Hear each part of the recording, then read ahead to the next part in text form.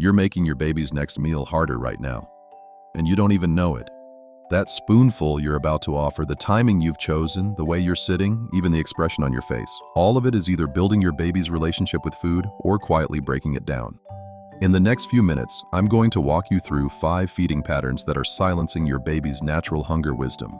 And more importantly, I'll show you exactly how to restore it. Let me ask you something. When did feeding become so complicated? You measure portions, track schedules, compare notes with other parents, but somehow mealtimes still feel like you're navigating a minefield. Here's what's actually happening.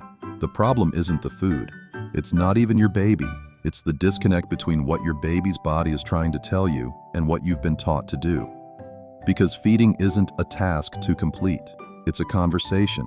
And right now, that conversation is being drowned out by advice, anxiety, and outdated rules that were never designed for your baby in the first place. Every baby is born with an extraordinary ability. They know when they're hungry, they know when they're full, they know when something tastes wrong or feels uncomfortable. This isn't luck, it's biology. But here's the problem. This internal guidance system only stays strong if we protect it.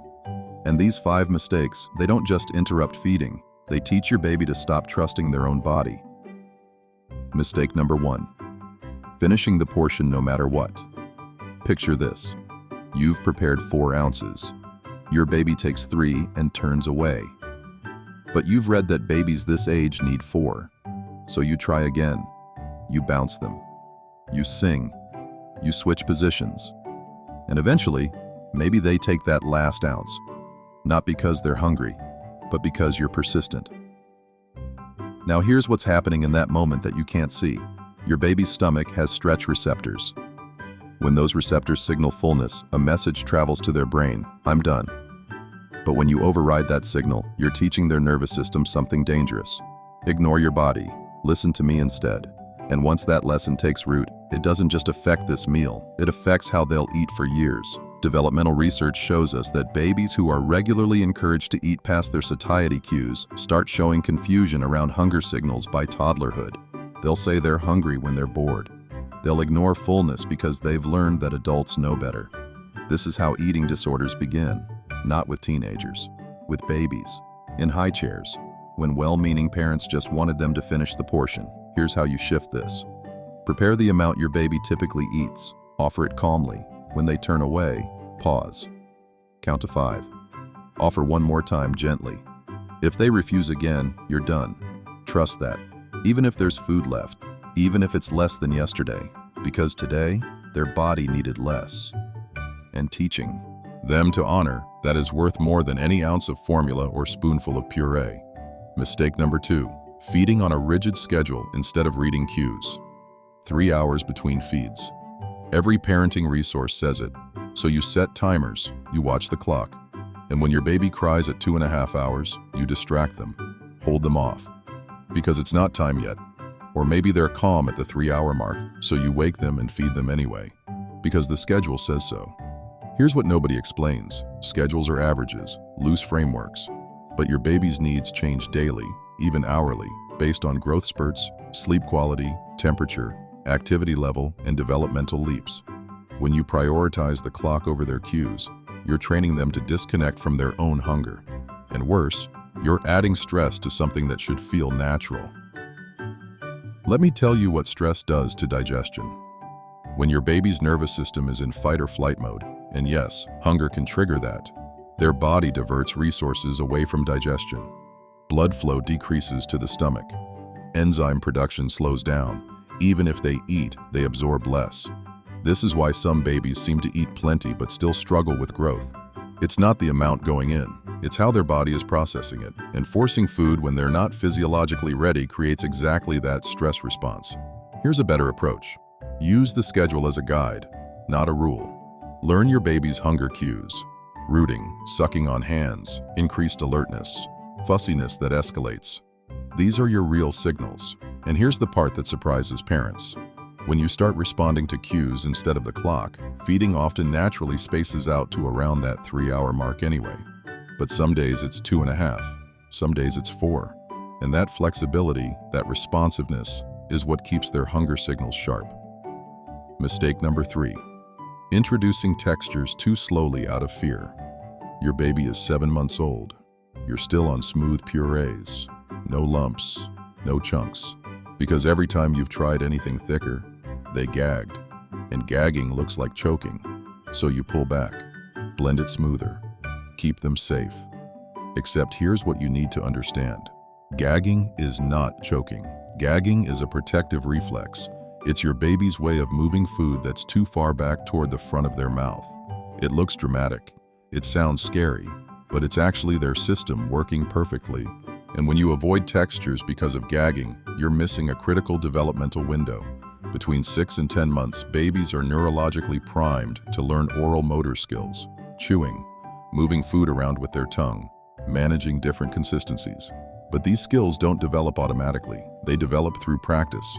And if you keep everything smooth, you're not protecting them. You're delaying the very skills they need to eat safely later. Here's what happens when texture introduction is delayed. By 12 months, babies become more resistant to new textures. Their window of exploration starts closing. And suddenly, the toddler who only ate purees is now the 3-year-old who refuses anything that isn't soft. That's not pickiness. That's a missed developmental opportunity. So here's your new approach. Start with mashed foods that have some texture, not smooth. Mashed.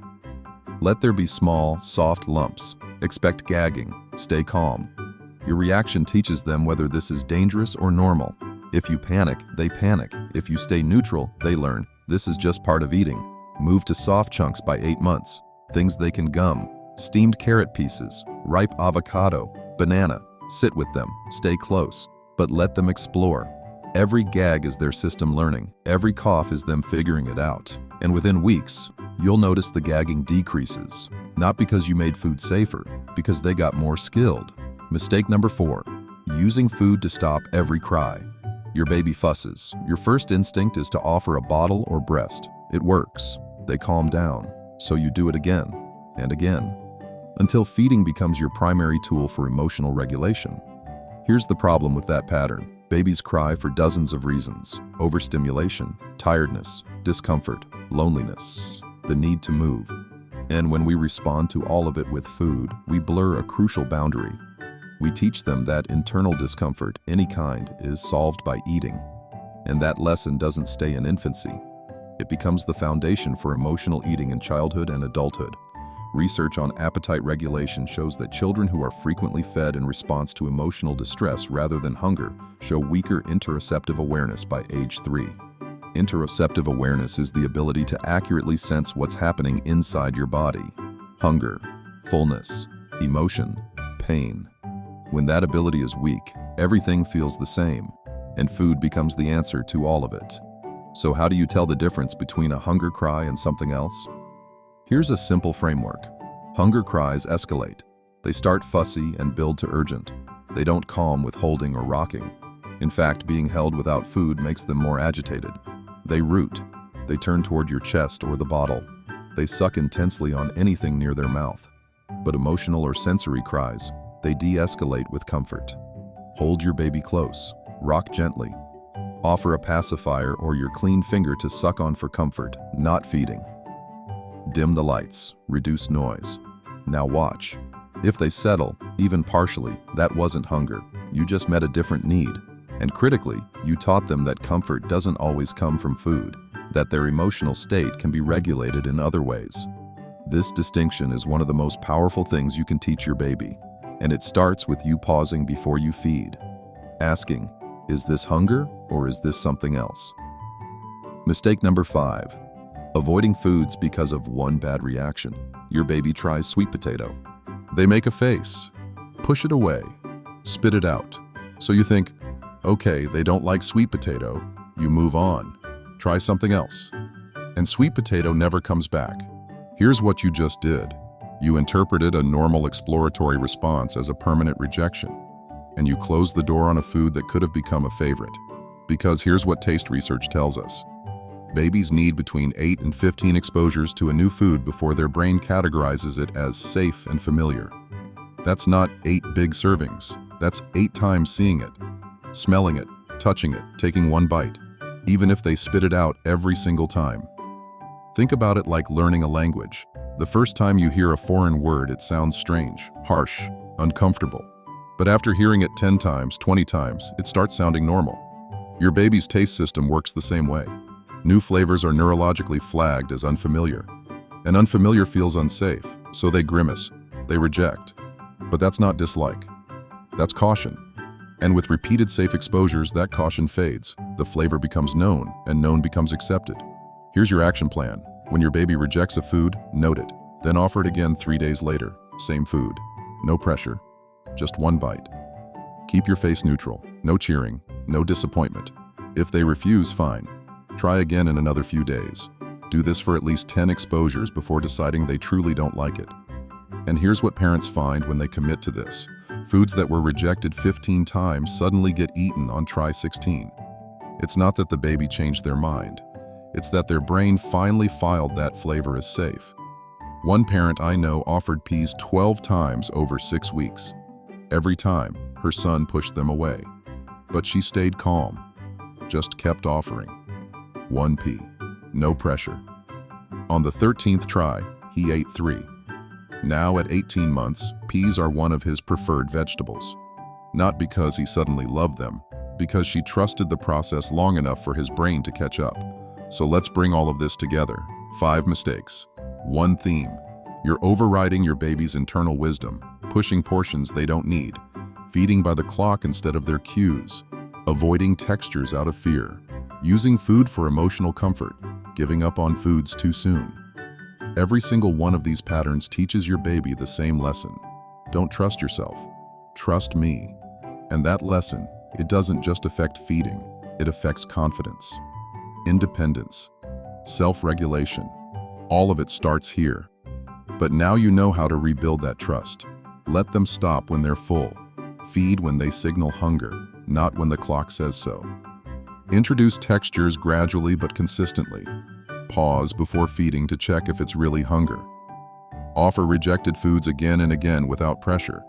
These aren't just feeding strategies, they're trust-building practices. And trust is what allows babies to grow, not just physically but emotionally. Now I know this feels like a lot. 5 mistakes, 5 shifts. So here's what I want you to do. Pick one, just one, the one that made you pause when I described it. Maybe it's the portion pushing, maybe it's the rigid schedule. Start there. Make one small change at one meal today, because growth doesn't come from perfection. It comes from presence, from noticing, from adjusting. And your baby is ready to show you the way. You just have to be ready to listen. Every meal is a new chance to get this right. And the beautiful part is, you don't have to be perfect. You just have to be present.